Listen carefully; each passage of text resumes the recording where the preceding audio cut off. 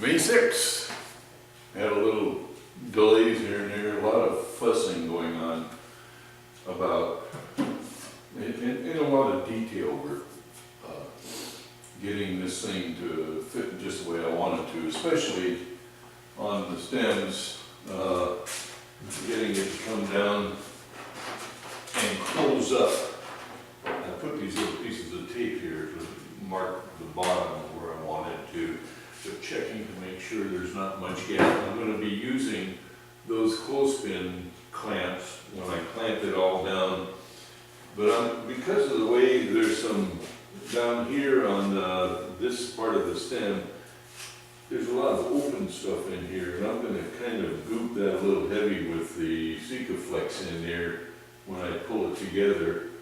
And spent a lot of time fussing with getting the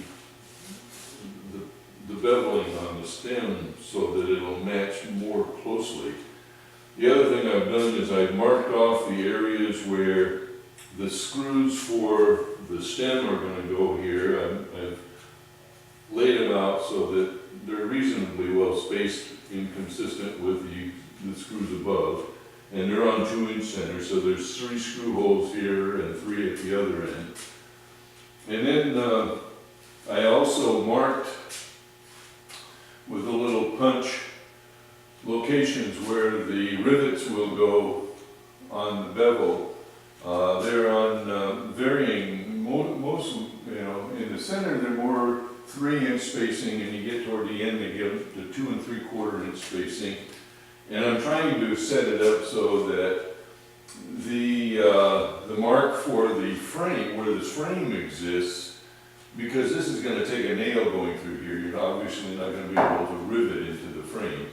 So I've got these 1 3/4-inch number 12 ring shank silicon bronze nails, and I'll be pre-drilling those as well. I've got a 7/64 countersink bit so that I get that the nail head doesn't stick up too proud on there. But the rivets themselves, even those will be slightly countersunk, not very much. And I've done something probably contrary to what a lot of people might think. I practiced a little bit here with making a plank with bevels on it.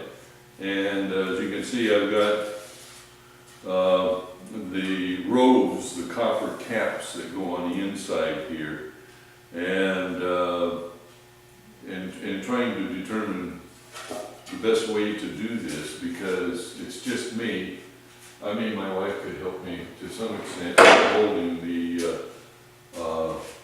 steel that I've got. Basically what I've got here is an old splitting maul that I've tried to flatten the ends on a little bit, and then this is the rove driving device that you put when you drill the hole for the nail, and then you start to drive it through. You put the rove on the inside, and then you put this over the top of the rove and drive the nail all the way through, nip it off, leaving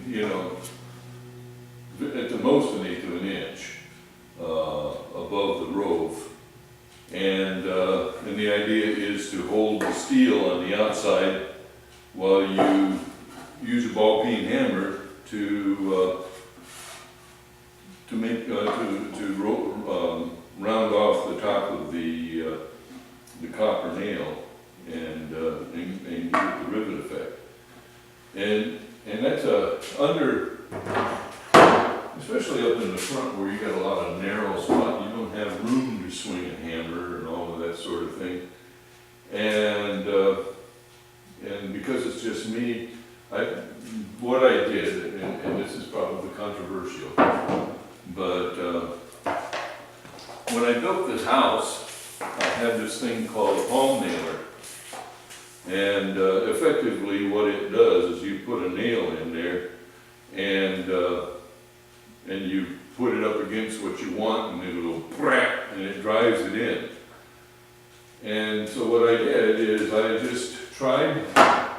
put in the steel on the outside. I had this in a vise, and I put the steel on the outside, and I put this right over the top of the cap, and it just so happens the inside diameter of that hole where the hammer is matches the outside diameter of the rove. And then with the steel on the outside, you just push on it, and it rounds off the edge of it's flattened round, and you need to kind of tap it a little bit more with the ball peen hammer. But you don't want to give it too much. I mean, you'll drive it all the way in, you know. I mean, these are seated really tight, and there's absolutely no gaps or anything in here. So that's my story. I'm sticking with it. That's what I'm going to do. So effectively where I'm at right now is I'm pleased with the way it's going together, except on the stems, but I can only do so much on that without destroying the stems, and I'm worried that if I take too much off, it's going to affect the next planks going down. But in reality, when you try to push this wide plank down on a curved surface like this and clamp it in place, you're basically making this plank curve cup onto the stem, which is not natural for it, and it takes a lot of pressure to make it happen, and holding it in place and getting the clamps right. So,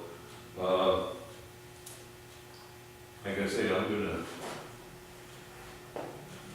to do the best I can to make it all come together. But what I'll be doing now is just taking off this plank and running my Sequiflex bead all the way down, just about it. The bead that I'm going to be using is just a little over an eighth of an inch diameter bead along there, and then I usually will take a piece of one of the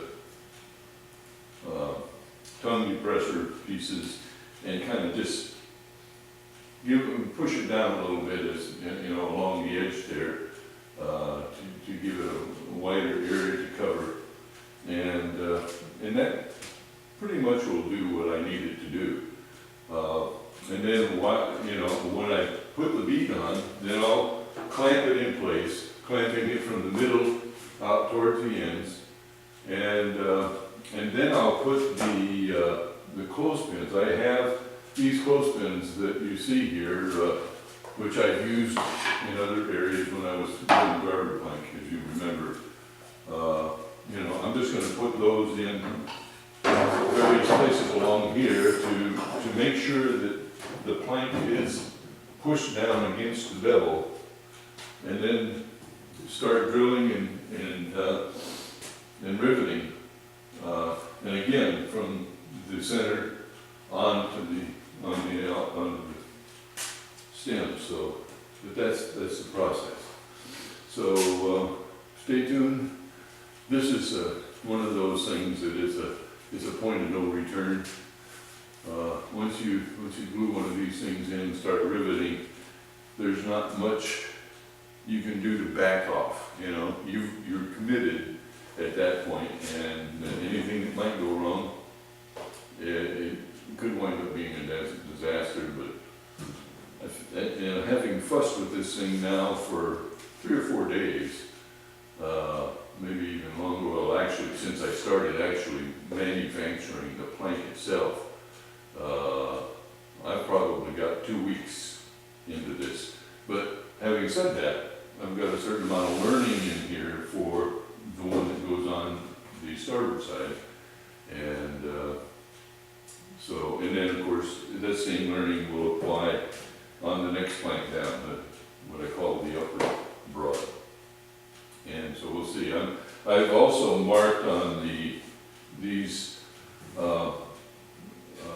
plank here the location where the center of the frame is, so that the next plank I lay on, when I push down on it, I know underneath where the center line is of the frame, because that's, like I said, I'm going to have to nail into it. And in order, at that location, each one of the locations, I haven't decided yet whether I'm going to do the nailing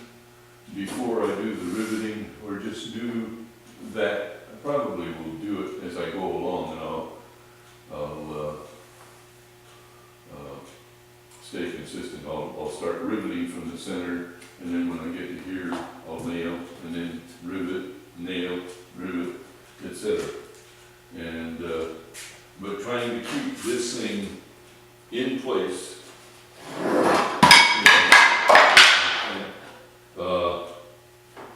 and clamp good. I mean, I'm gonna have to clamp it here, there, and then here, to make sure that everything is stable and clamp it tight. I'll probably use 2 clamps here, because there's a, like I say, there's a gap behind here that I've got to fill somehow.